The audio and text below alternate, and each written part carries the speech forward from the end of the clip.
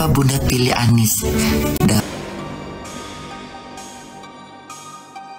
Halo guys, ada video bagus nih ya. Ini mengenai Bunda Korla guys ya. Dimana Bunda Korla putar haluan guys. Dia sekarang memilih Anies guys ya. Padahal kita tahu bahwa Bunda Korla ini adalah pendukung garis keras Pak Ahok dan Pak Jokowi guys. Namun dengan berjalannya waktu guys, dan dia melihat kinerja Anies dan sikapnya Anies yang luar biasa guys, akhirnya Bunda Korla memutuskan untuk putar haluan guys ya. Dari pendukung Ahok menjadi pemilih Anies guys. Ini merupakan sebuah perputaran yang luar biasa guys ya, menurut saya guys ya. Ini hampir 180 derajat guys, berbalik haluan ya. Dan memang semoga nantinya orang-orang pada akhirnya Anies ya, Anies pada akhirnya guys ya. Mudah-mudahan saja guys ya. Untuk lebih jelasnya kita saksikan aja guys pengakuan Bunda Korla kenapa dia memilih Anies Baswedan sekarang ini ya. Mengejutkan, mengaku garis keras Ahok dan Jokowi.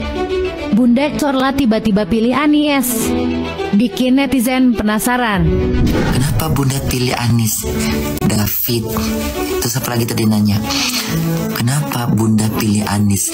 Cimo. Padahal Bunda tuh garis kerasnya Ahok ya, gitu ya.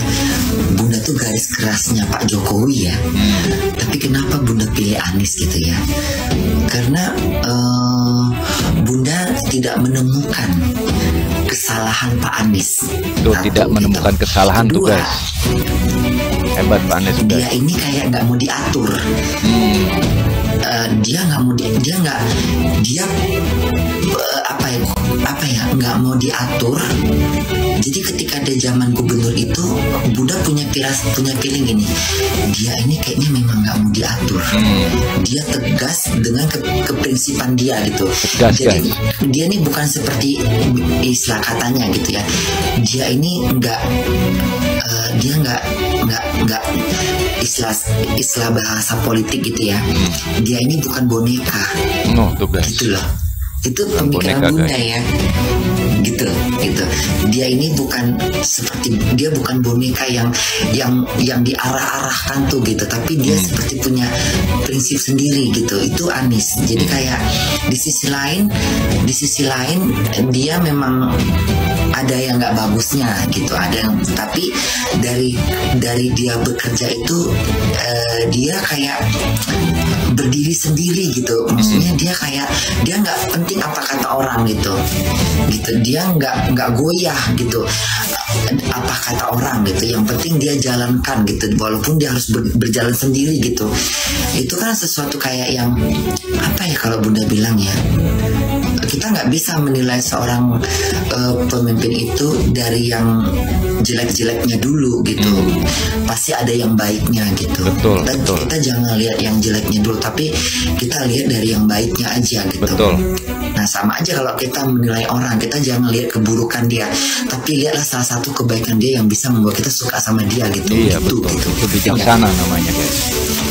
Nah jadi Pak Anies ini, jadi di situ Bunda berpikir kenapa Bunda kayak gimana sih kayak ya walaupun memang kalau dalam dunia politik itu memang udah biasa senggol menyenggol, sikut menyikut gitu loh, itu udah biasa. Ya itu guys pengakuan dari Bunda Korla kenapa akhirnya dia memilih Anies ya. Ada beberapa poin guys yang menarik guys yang sudah saya catat ya.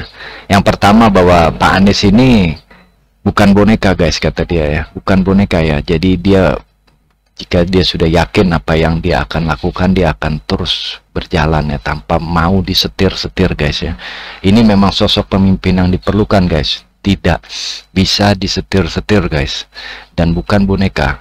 Apa gunanya kita memiliki pemimpin guys, namun hanyalah sebagai boneka dari orang-orang yang memiliki modal ya, atau oligarki guys. Kita nggak mau pemimpin kita itu dikendalikan oleh oligarki guys. Itu poin pertama guys.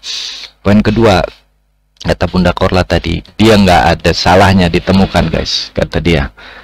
Dia orang yang kredibel guys.